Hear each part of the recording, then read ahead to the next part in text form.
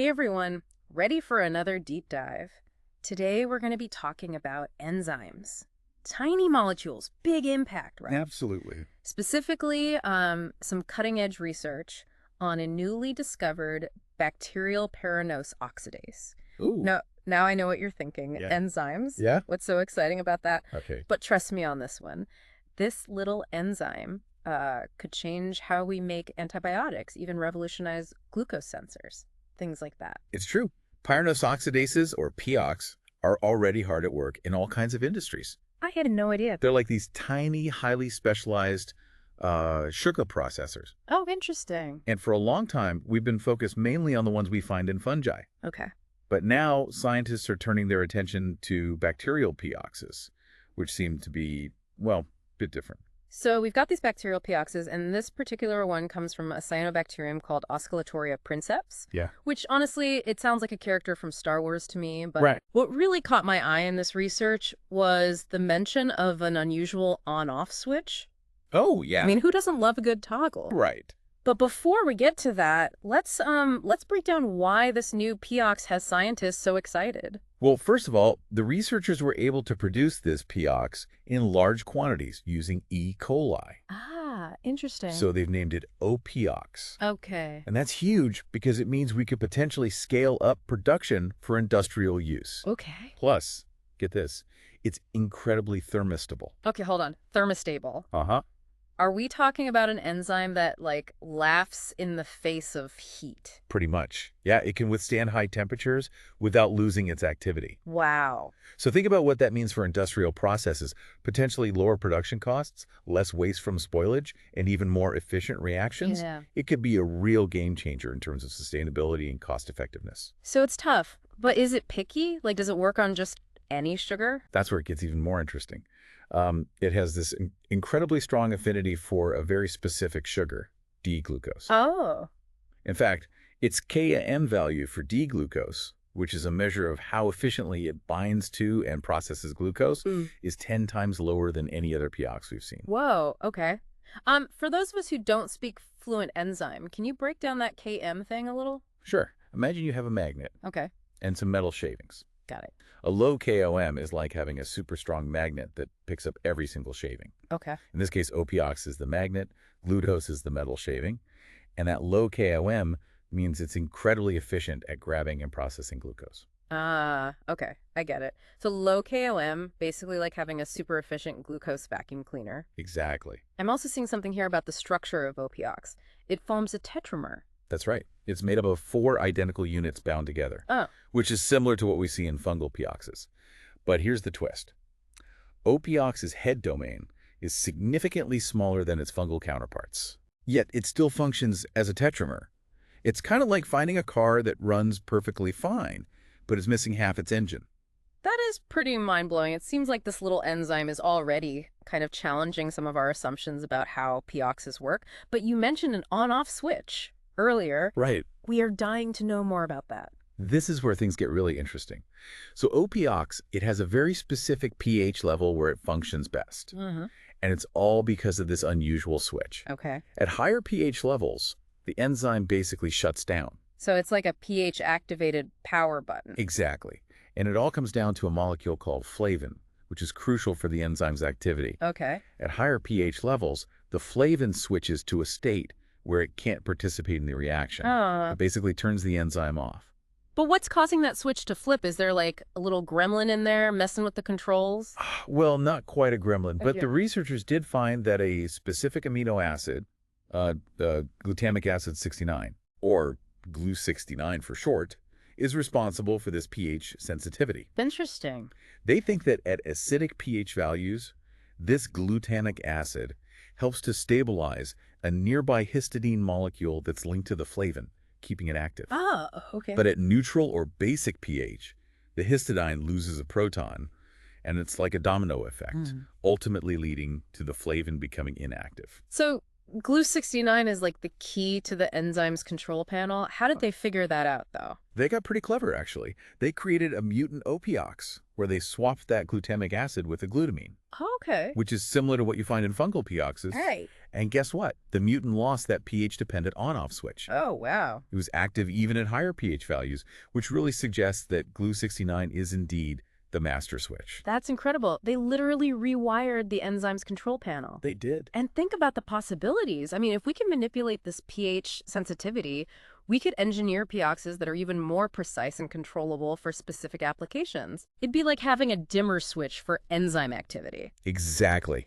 Okay, we've covered a lot of ground here. This bacterial Pox, it loves glucose, has an unusual on-off switch, and might even rewrite the textbook on Pox structure. You got it. But there's more to this story, right? Oh, absolutely. Yeah.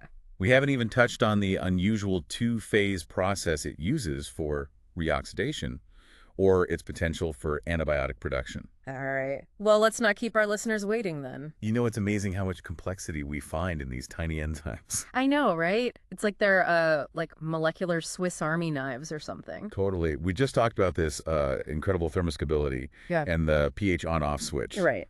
But now you're mentioning a two-phase reoxidation process. Yeah. Okay. I'm feeling a little lost, honestly. Yeah. Can we maybe back up for a sec? Yeah. Just break down what reoxidation even means, like in this context? Of course. So remember, enzymes are catalysts. Right. That means they help reactions happen faster, but they're not used up in the process. Right. So in this case, OPOx, what it does is it helps glucose lose electrons.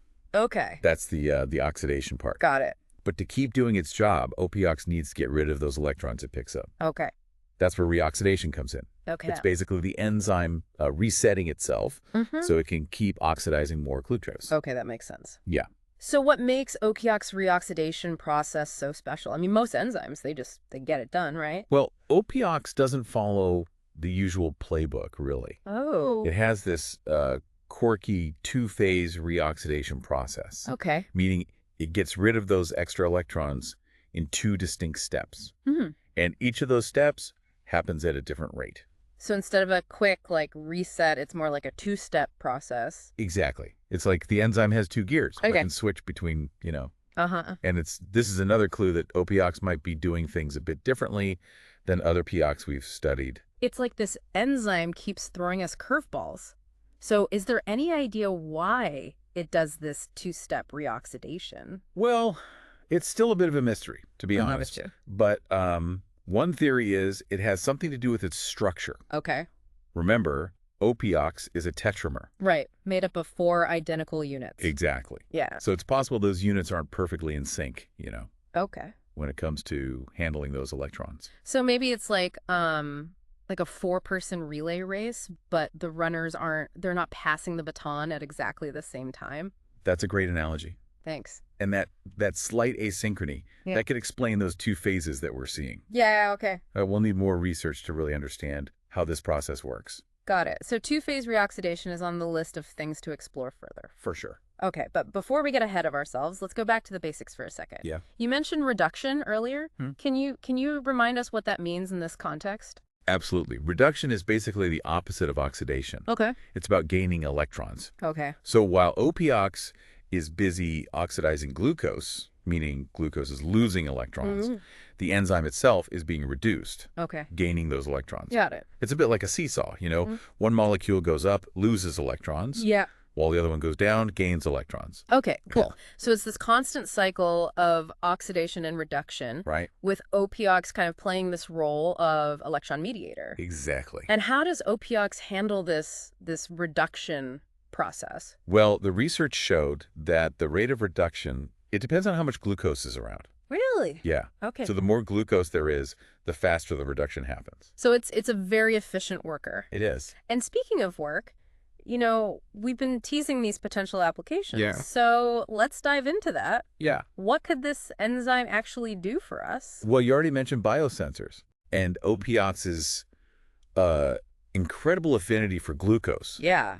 That makes it like a perfect candidate Okay. for developing these highly sensitive glucose sensors. Okay. Imagine a world where where managing diabetes is just way easier Right. and more precise Yeah. thanks to these like advanced sensors. That's huge. Yeah. And then what about that pH on-off switch? Right. Right. What kind of potential does that hold? Yeah, exactly. I mean, that's where we enter the realm of biocatalysts, Okay. which are essentially enzymes used to speed up specific chemical reactions. Right. But with OPOx, we have the potential to fine-tune its activity just by adjusting the pH of the environment. So it's like having a dimmer switch, but for enzyme activity. Exactly. Instead of just turning it on or off, we can actually control how much light it emits. That's incredible. Yeah. And this could revolutionize how we synthesize complex molecules. Okay. Give us this unprecedented control Uh-huh. over these reactions. We're talking about creating new materials, Yeah. developing, novel drugs. Yeah. I mean, the possibilities are endless. Okay. I'm officially blown away. Good. But there was one more thing you mentioned that I can't wait to hear more about. Yeah. How could this enzyme be used to make antibiotics? Well, this is where it gets really exciting. Okay. So as OPOx oxidizes glucose, it produces hydrogen peroxide Okay. as a byproduct. Right. And you might be surprised to learn that hydrogen peroxide Yeah. is a key ingredient in making certain antibiotics. Wait, really? Yeah, The same stuff we use to clean cuts. exactly. Wow. And there's one antibiotic in particular Uh-huh. called cortelserone, Okay. and it can actually be synthesized from glucose Okay. using a two-step process. Huh. First, OPOx oxidizes the glucose Right. and creates hydrogen peroxide. Yeah. Then a second enzyme called aldose 2-ulose dehydratase Okay. takes over, Uh-huh. uses that hydrogen peroxide to further modify the glucose molecule, and ultimately that leads to the creation of cortelserone. So it's like a molecular relay race It is. with OPOx passing the baton to another enzyme to Exactly. create this antibiotic? Precisely. And with OPOx being so efficient and robust, Right. it could really streamline the production of cortelserone and other antibiotics that rely on hydrogen peroxide. Okay. This could lead to more cost-effective and sustainable ways Yeah. to produce these essential medicines. This is amazing. We've gone from exploring a single enzyme I know, right? to uncovering potential breakthroughs Yeah. in biosensors, biocatalysts, Yep. and now antibiotic production. It just goes to show you sometimes the smallest things Yeah, have the biggest impact. totally. And we're not done yet. What? There's still so much more to uncover about this fascinating enzyme. Okay, you've piqued my curiosity. Good. What else is there to learn about OPOx? Well, for one thing, we still don't fully understand its role in bacteria. Interesting. We know it's there, Yeah. but we're not entirely sure what it's doing. Okay. It's like finding a tool in a toolbox Right. and wondering, what's its purpose? Intriguing. So we have this powerful tool, but we're still trying to figure out its full potential. Exactly. Yeah. And uncovering its natural function in bacteria, that could give us even more insights into how we can harness its power for all sorts of applications. Well, I'm definitely hooked. Okay, so we've gone deep into the world of OPOx, right? This bacterial pyranose oxidase. Yeah. It loves glucose. Right. It's got that unique on-off switch. Uh-huh.